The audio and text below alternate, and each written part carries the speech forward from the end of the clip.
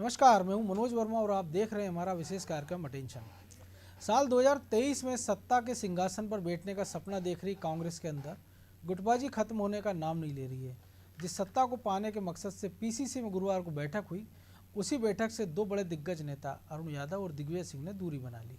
इस बैठक में पीसीसी चीफ कमलनाथ, प्रदेश प्रभारी मुकुल वासनिक सहित चुनाव प्राधिकरण के अधिकारी मौजूद रहे। बैठक में मिशन 2023 की रणनीति पर चर्चा हुई, संगठन के चुनाव पर भी बात हुई और खासतौर पर सदस्यता अभियान पर ज़्यादा जोर दिया गया, जिसके लिए जिला अध्यक्षों को सम्मानित करने का ऐलान भी हुआ और चेतावनी भी दी गई। मतलब कांग्रेस मिशन 2023 फतह करने के लिए अभी से पूरी तरह तैयारियों में जुट गई है। लेकिन सवाल यही कि समय रहते अगर ये गुटबाजी खत्म नहीं हुई तो मिशन 2023 कैसे फतेह हुआ। अटेंशन में आज हम इसी पर चर्चा करेंगे, लेकिन उसके पहले देखिए हमारी खास रिपोर्ट।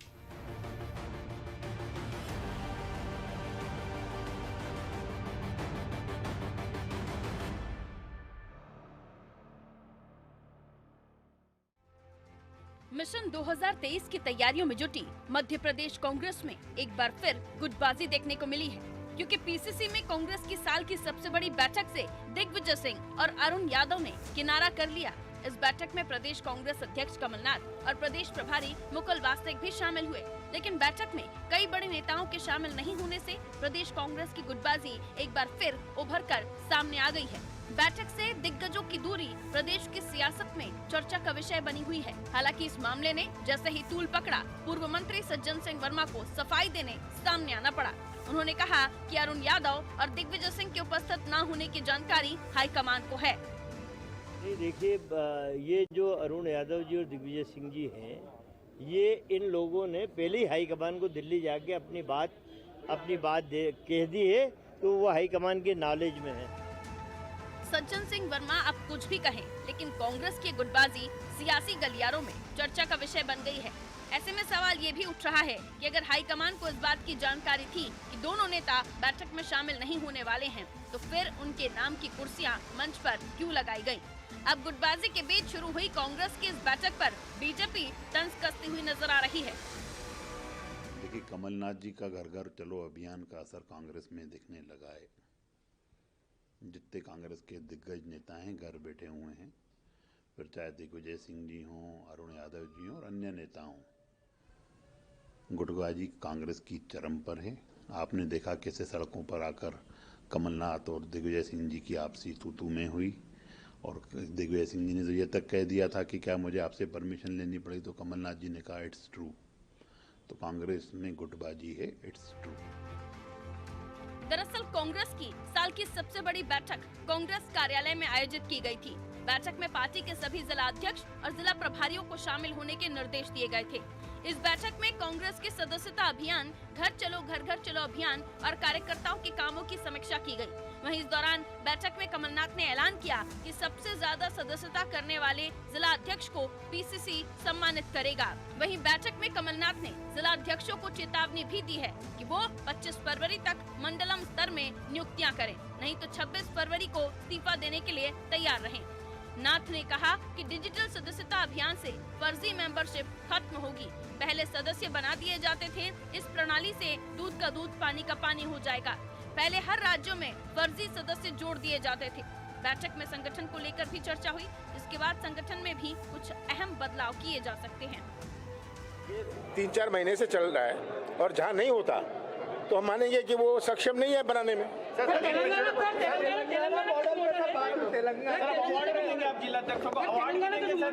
तेलंगाना में उन्होंने 30 लाख मेंबर बनाए हैं डिजिटल से।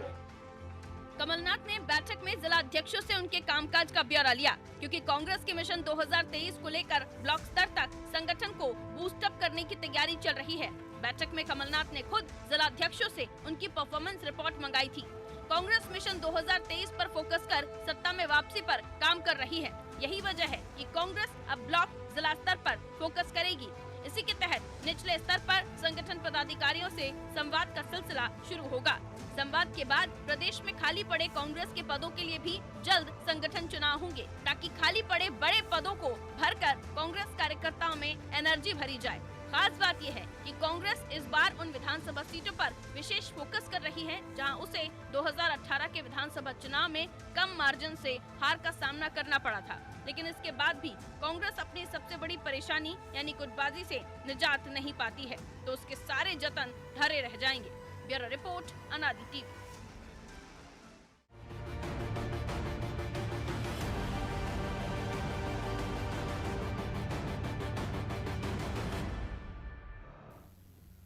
तो कांग्रेस के इसी जतन पर चर्चा करने के लिए हमारे साथ जुड़ गए वरिष्ठ पत्रकार दिनेश गुप्ता जी और हमारे सहयोगी ब्रजेश चौकसी। बहुत स्वागत है गुप्ता जी आपका अनादि टीवी पर। और इस सारी कसरत के बाद एक प्रक्रिया और शुरू होने की कांग्रेस में की अध्यक्षता के बाद कि 21 जुलाई से 20 अगस्त तक पीसीसी चीफ के लिए निर्वाचन प्रक्रिया शुरू हो जाएगी। तो लग रहा है कि कमलनाथ रिपीट होंगे, चुनाव लड़ेंगे, या जैसा हमेशा होता है कांग्रेस में कि थोपे जाएंगे जो भी अध्यक्ष बने वो। मनोज जी, कांग्रेस के बारे में चुनाव को लेकर बहुत ज्यादा भ्रम नहीं रहती। एक चुनाव कराने की एक प्रक्रिया है जो वो कराते हैं हर बार। आप देखिए कि जो वो डेलीगेट के अलावा एआईसीसी डेलीगेट या पीसीसी डेलीगेट से आगे ये बात बढ़ नहीं पाती, क्योंकि जो अध्यक्ष का चुनाव है वो कहीं ना कहीं, अभी आप देखिए कि जो कोई ना कोई चुनाव आएगा या कोई वजह आएगी तो कुछ दिनों के लिए उसको चुनाव कार्यक्रम संशोधित होगा, आगे बढ़ा दिया जाएगा, फिर विधानसभा चुनाव आ जाएंगे, तो इस तरह से चलता रहेगा। अभी आप देखिए कि 10 मार्च के बाद देश की राजनीति में किस तरह का बदलाव आता है, उस बदलाव में कोई कांग्रेस में कोई बदलाव आता है, उससे कुछ हम ये देख सकते हैं कि राज्यों में आगे क्या स्थितियां बनती हैं। क्योंकि ये मार्च 23 के बाद जो भी चुनाव होंगे मार्च 22 के बाद, तो उसमें मध्य प्रदेश भी उन राज्यों में है जहां चुनाव होना है, और हिंदी बेल्ट का जो यूपी के बाद मध्य प्रदेश बड़ा राज्य है जहां चुनाव होंगे। तो कांग्रेस जो है 2018 उसे दोहराने की एक यहाँ कुछ बहुत चैलेंजिंग स्थिति में वो है, क्योंकि जो हम देख रहे हैं ना कि जिस तरह से पार्टी में अभी तक कोई स्ट्रेटजी ऐसी निकल कर सामने नहीं आई है जिसमें लोगों को जिम्मेदारी दी गई हो। आपने बैठ के करना कोई बहुत ऐसा काम नहीं है जिससे हम ये बहुत गंभीरता से लें। सदस्यता अभियान, बैठ के, ये मोबिलाइजेशन के तरीके हो सकते हैं, और जो कांग्रेस पार्टी की जो प्रणाली है उससे मैच नहीं करते। वो कई बार मैं इस बात को कहता हूँ कि कांग्रेस को जब देखना है तो हमें उसके बारे में ठीक चुनाव के पहले ही देखना होता है कि वो कौन सा नेता किस पोजीशन में है, वो नुकसान पहुंचाने की पोजीशन में है या पार्टी को तारने की पोजीशन में है। तो इसलिए अभी उस चुनाव के लिहाज से तो थोड़ा समय है, लेकिन मुझे लगता है कि 10 मार्च के बाद पता लगेगा कि कमलनाथ की स्थिति लीडर ऑफ अपोजिशन पे बनी रहेगी या फिर जो चुनाव होना है उस चुनाव में कमलनाथ ही अध्यक्ष रहेंगे। इस पर मोहर आला कमान लगाता है कि नहीं। ब्रजेश जी, बिल्कुल जो दिनेश जी ने कहा 10 मार्च के नतीजे बहुत कुछ तय करेंगे, क्योंकि उत्तर प्रदेश की बात करें जहाँ प्रियंका गांधी लड़कियों लड़ सकती है, या पंजाब जहाँ कांग्रेस ने सब कुछ दाव पे लगा रखा है, या हिमाचल हम कह सकते हैं, उत्तराखंड माफ कीजिए, कि जहाँ हर 5 साल में सत्ता बदलती है और कांग्रेस को उम्मीदें दिख रही हैं। बावजूद उसके मध्य प्रदेश की जो प्रक्रिया चल रही है, जिस प्रकार से कमलनाथ ने भी सवाल उठाए और जो फर्जीवाड़े की और उन्होंने जिक्र किया है कि पहले सदस्यता अभियान में फर्जीवाड़ा होता था, तो जाहिर सी बात है कि लगभग 3 साल से तो वही अध्यक्ष हैं, तो उस प्रक्रिया को उन्होंने दुरुस्त करने की कोशिश क्यों नहीं की? क्योंकि ये सवाल तब भी उठे थे जब हमने देखा था, जब विक्रांत भूरिया अध्यक्ष बने थे यूथ कांग्रेस के, तब भी ये प्रक्रिया अपनाई गई थी और तब भी ये सवाल उठे थे कि 25 से 30 हज़ार नंबर ऐसे थे जिन पर संपर्क नहीं हुआ या जिन्होंने वोट नहीं डाल पाए थे। और अब एक बड़ी प्रक्रिया अपना रहे हो, तेलंगाना मॉडल की बात कर रहे हैं, 55 लाख नए सदस्य बना रहे हो, डिजिटल कांग्रेस बनाने की कोशिश कर रहे हैं। तो क्या ये इतना आसान दिख रहा है? और ये जो कमलनाथ ने फर्जी सदस्यता की ओर इशारा किया, तो क्या वो अपने पूर्ववर्ती अध्यक्षों को निशाना साध रहे हैं? देखिए मनोज जी, कमलनाथ जी नहीं, मुझे लगता है कांग्रेस का जो आला कमान है वो भी जानता है कि फर्जी सदस्यता होती है। उन्होंने कहा यूथ कांग्रेस में हम चुनाव प्रक्रिया, राहुल गांधी ये फार्मूला लेकर आए कि चुनेंगे अध्यक्ष तो नया नेतृत्व आएगा, लोगों के बीच का नेता आएगा। लेकिन आप देखिए जब से यूथ कांग्रेस में चुनाव हो रहे हैं, कौन लोग चुने जा रहे हैं?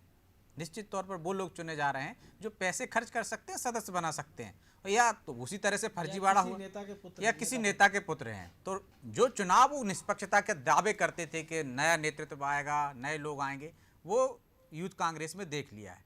तो उसमें लगातार हमेशा, चाहे राजस्थान की बात करें, चाहे छत्तीसगढ़ की बात करें, चाहे मध्य प्रदेश की बात करें, हर स्टेट में यूथ कांग्रेस के चुनाव में फर्जीवाड़े की शिकायतें ऊपर तक होती हैं। तो इस बार उन्होंने एक फार्मूला अपनाया कि एक ऐप रहेगा और वो सिर्फ 2 लोगों के लिए, एक वार्ड स्तर पर, ब्लॉक स्तर पर 2 लोगों के लिए वो अधिकृत करेंगे। वो खुद जाएंगे, वो फार्म भरेंगे उसका, और उसका सीधा AICC से सिलेक्ट होंगे, वो वहाँ से आपको पासवर्ड आएगा, वो चेक करेंगे, वो आपको ID देंगे। तो ये कमलनाथ जी की प्रक्रिया नहीं है, ये प्रक्रिया है पूरे देश में लागू की जा रही है, वो दिल्ली से, क्योंकि फर्जीवाड़े को रोकने के लिए। अभी तो क्या होता है, नेता अपने नंबर बढ़ाने के लिए, कमलनाथ जी का मैं प्रदेश अध्यक्ष हूँ, इतनी सदस्यता कर देंगे, 55 लाख का टारगेट दे दिया।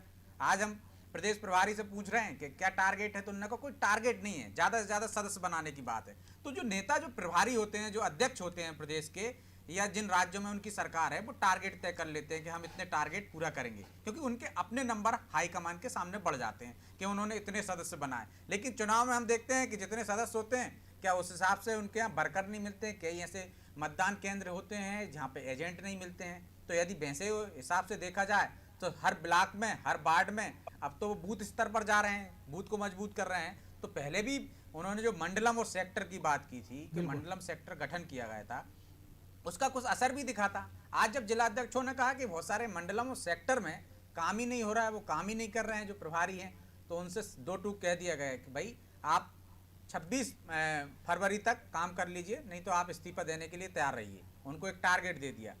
साथ साथ आपने जो कहा कि उनको एक तो पुरस्कार देने की बात कही, पहला, द्वितीय और तृतीय 3 पुरस्कार दिए जाएंगे जो ज़्यादा से ज़्यादा सदस्य बनाएंगे जिलाध्यक्षों को, और उनकी सफाई भी कर दी जाएगी, उनका पत्ता भी कट जाएगा, इस्तीफा ले लिया जाएगा उनसे, जो नई काम कर पाएंगे बेहतर तरीके से।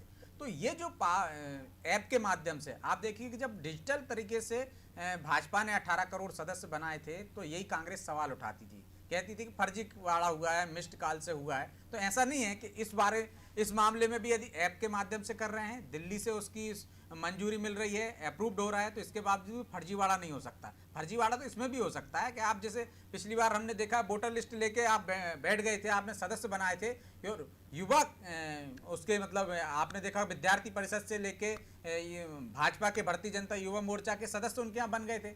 ये सवाल भी उठा हुआ था पिछली बार ही, मध्य प्रदेश में भी ऐसा फर्जीवाड़ा हुआ था कि भाजपा नेताओं को कांग्रेस की सदस्यता मिल गई थी, खूब बवाल मचा हुआ था। तो ये सदस्यता तो फिर भी उसी तरह से होगी, क्योंकि ऐप पर तो आप सारी चीज़ें डाउनलोड करेंगे। जिस तरह से हमने देखा पहले मोबाइल नंबर फर्जी आया 25,000, तो इसमें भी फर्जी मोबाइल नंबर चले जाएंगे। लेकिन ये पारदर्शी तरीके से होता है या नहीं होता है, इसमें पोल भी खुल जाएगी कि कितने सदस्य हुए हैं। तो एक तरह से प्रक्रिया को तो हम सराहनीय कह ही सकते हैं कि आज की तारीख में आप डिजिटल उस पर जा रहे हो, मोबाइल नंबर है आपके 25,000 फर्जी भी रहेंगे, तो बाकी के यदि आपके अधिकृत रहेंगे तो सीधे आप उनसे कनेक्ट हो सकते हो, उनको निर्देश दे सकते हो। दिनेश जी, कार्यकर्ताओं से कनेक्ट होने की बात हो रही है, नए सदस्यों को बनाने की बात हो रही है, लेकिन जो उनके खुद के गिनती के नेता बचे हैं, कि 2 नेताओं का इसलिए जिक्र कर रहे हैं हम कि बहुत सारे जो उनके कार्यकारी अध्यक्ष 4, वो चारों भी उपस्थित नहीं थे इस बैठक में।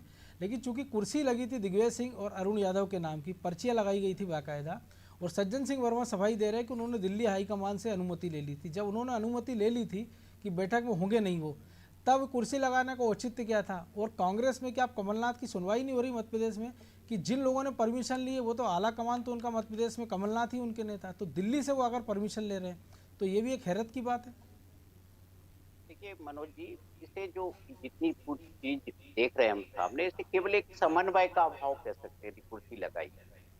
और जो सज्जन वर्मा कह रहे हैं, उनका बयान कितना संजीदा है वो आप देखिए कि क्या वो दिग्विजय सिंह के बारे में कोई बात कहने के लिए अधिकृत है? बिल्कुल, वो भी बहुत सारी चीजें। तो कमलनाथ ने कुछ कहा क्या कि दिग्विजय सिंह नहीं आए, या उन्होंने AICC को बता दिया था? क्या दिग्विजय सिंह, दोनों के बयान भी आए, मुकुल वासनिक से सवाल किया गया तो उन्होंने कहा कि मैं इस बारे में कुछ नहीं बोलूंगा, मैं यहाँ बैठक इसलिए हुई कि सदस्यता ज्यादा से ज्यादा की जाए। कमलनाथ से जब ये सवाल हुआ तो उन्होंने कहा कि दिग्विजय सिंह सेरा के यहाँ शादी है, वहां गए। अरुण यादव के मामले में कुछ नहीं बोले, जबकि अरुण यादव अपने गृह गांव में भी एक शादी समारोह में शामिल है। अब देखिए, जो आला कमान और जो सज्जन वर्मा कह रहे हैं और कमलनाथ कह रहे हैं, दोनों का फर्क है। एक शादी रीवा में, वहां सेरा के यहाँ शादी थी, उनके यहाँ बारात वारात गई हुई थी, लेकिन दिग्विजय सिंह जी कल रात को गए होंगे शायद, आज बैठक है। लेकिन ये जो होती है, जो भी होती है, सूचना होती है, उसको जो है गुटबाजी का जो है कोई वो नहीं चढ़ाया जाता कि उस पर रैपर एक आप लगा दीजिए। दिग्विजय सिंह भी संजीदा राजनेता है, ऐसा नहीं है कि वो कोई जो है कांग्रेस को लेकर कोई बहुत ज्यादा समर्पित नहीं है। और ये अभी भी बहुत जो है, इस बात को नजरअंदाज मत करिए कि दिग्विजय सिंह और कमलनाथ की जो जुगलबंदी है, वो 40 साल पुरानी है। वो इतनी आसानी से खत्म नहीं होगी कि वो जो है दोनों चुनाव के लेकिन वक्त बीच बीच में खंडित तो हो रही है ना दिनेश जी। दोनों के बयान एक दूसरे के खिलाफ नहीं है। देखिए, कांग्रेस में तलवारें निकलना तब होती है जब हम एक दूसरे के खिलाफ बोल रहे हो, एक दूसरे के खिलाफ आला कमान के सामने ज्ञापन दे रहे हो, विधायक जा रहे हो, जिला अध्यक्ष जा रहे हो। ये सारी प्रक्रिया अभी आप देखिए कि कांग्रेस में कहीं दिखाई नहीं दे रही है। जिस तरह से, जबकि लीडर ऑफ अपोजिशन और पार्टी अध्यक्ष तो दोनों उसका पर एक कारण ये भी हो सकता है जो आपने शुरू में कहा था कि ये अभी बहुत जल्दबाजी है। कांग्रेस को अगर आपको असली रूप में देखना है तो तब देखिए जब चुनाव की घोषणा हो जाए या चुनाव आसपास हो, क्योंकि हम पंजाब में भी देख रहे हैं कि मंच से चन्नी के सामने जब सिद्धू प्रियंका गांधी के सामने बोलने से मना कर देते हैं, तमाम सारी चीज़ें देखते हैं हम। तो मैंने वही तो कहा कि मनोज जी, कांग्रेस को कांग्रेस की तरह देखिए। कांग्रेस के का जो व्यवहार है उसको उसके व्यवहार से अलग मत करिए। आपने कभी सुना कि कांग्रेस पार्टी ने अपना मुख्यमंत्री किसी को प्रोजेक्ट किया हो और ऑफिशियल अनाउंस किया हो, जबकि मुख्यमंत्री खुद चन्नी थे तो नेचुरली वो चेहरा ही थे।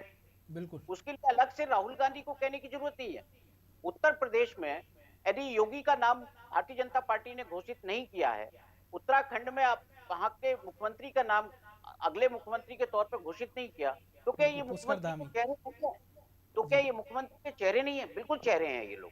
लेकिन आज जो पंजाब में जो कांग्रेस ने स्टैंड लिया, राहुल गांधी ने जो स्टैंड लिया, वो कहीं ना कहीं जो है कांग्रेस की रीति नीति में बदलाव दिखा रहा है। अन्यथा कांग्रेस कभी इस बात की समर्थक नहीं रही कि वो अपनी पार्टी, अपना कोई मुख्यमंत्री का चेहरा घोषित करे। ये तो भारतीय जनता पार्टी की परंपरा रही जो खुद पीछे हट गई।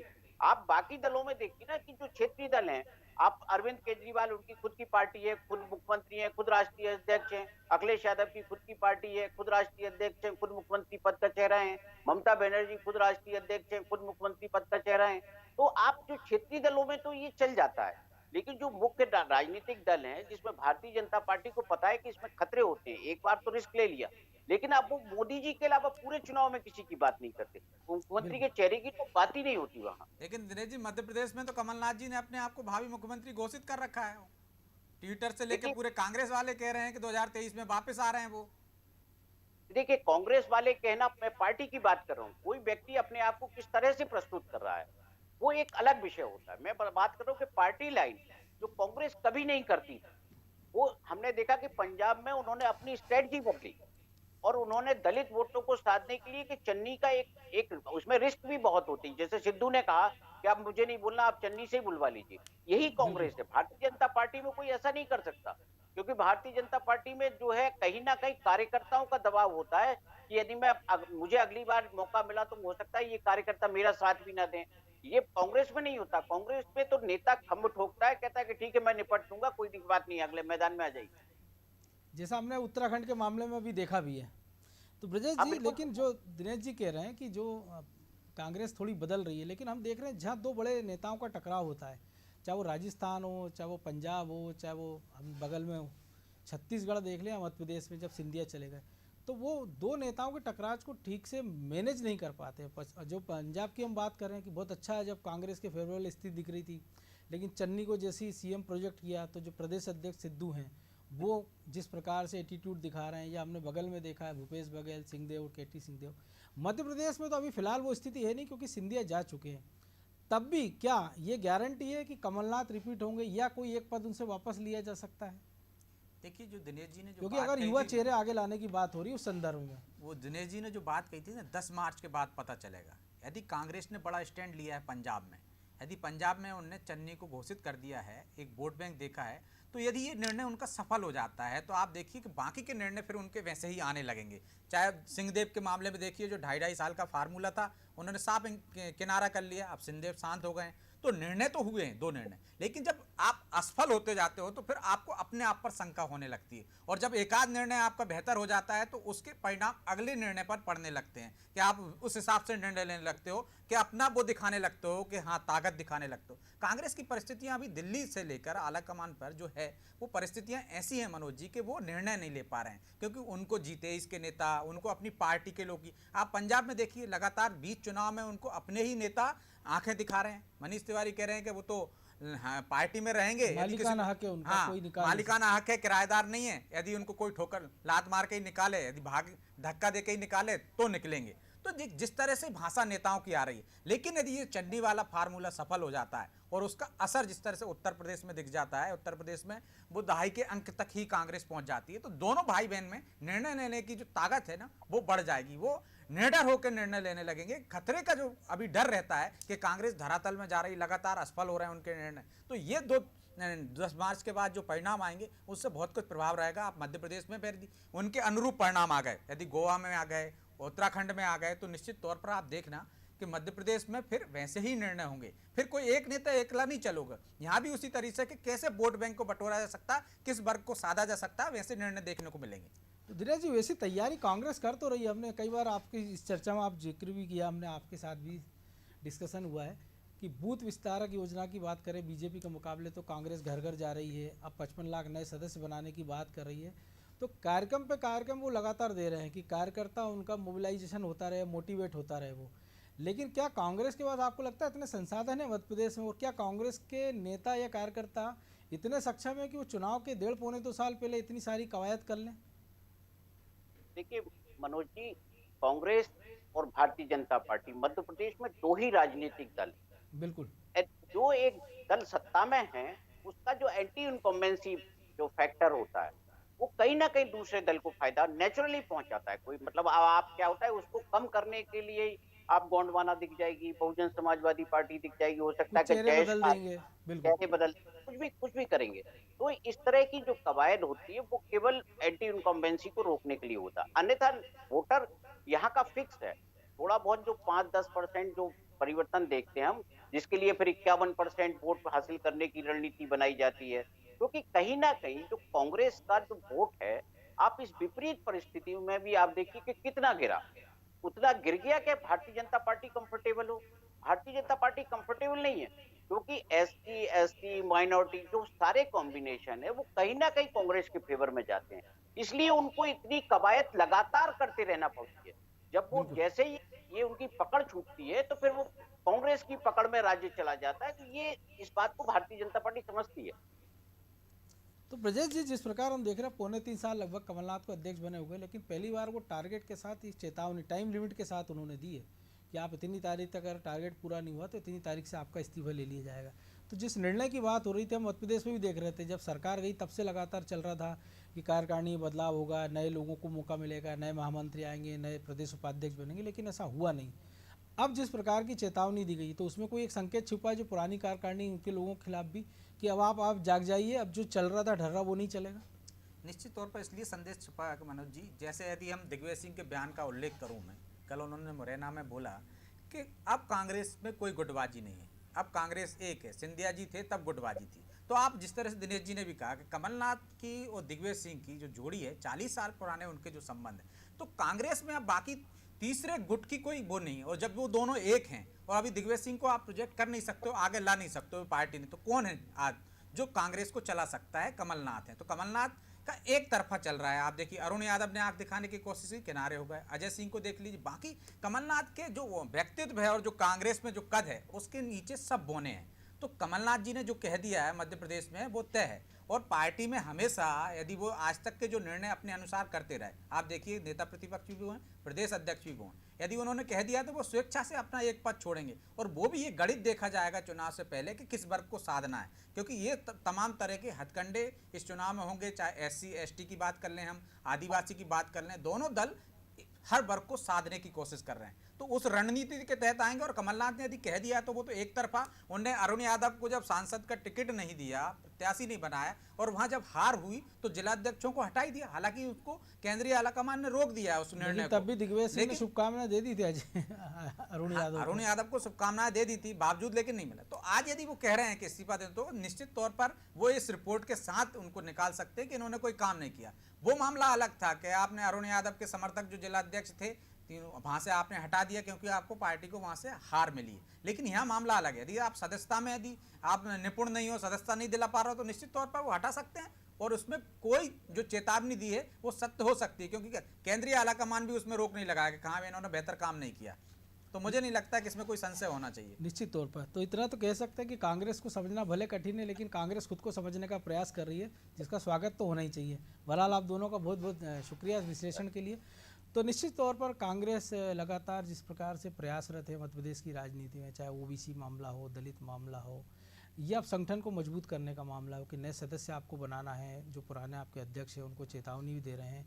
लेकिन बड़ी बात यही कि जो गुटबाजी है उससे कैसे निपटा जाए। भले क्योंकि अब सिंधिया चले गए हों और कांग्रेस में कहा जा रहा हो कोई गुट नहीं हो, लेकिन जब बैठकों की बात आती है, किसी बड़े कार्यक्रम की बात आती है, तो ये साफ तौर पर स्पष्ट एक विभाजन दिखता है कि कौन किस खेमे में खड़ा और कौन किस खेमे में खड़ा है। तो कांग्रेस इससे जब तक निजात नहीं पाएगी तब तक वो मध्य प्रदेश में बीजेपी के मजबूत संगठन से शायद उतनी अच्छे टक्कर नहीं दे पाएगी जितनी उससे उम्मीद की जा रही है। अटेंशन में आज इतना ही, मुझे दीजिए इजाज़त और आप देखते रहिए आनंद टीवी। नमस्कार।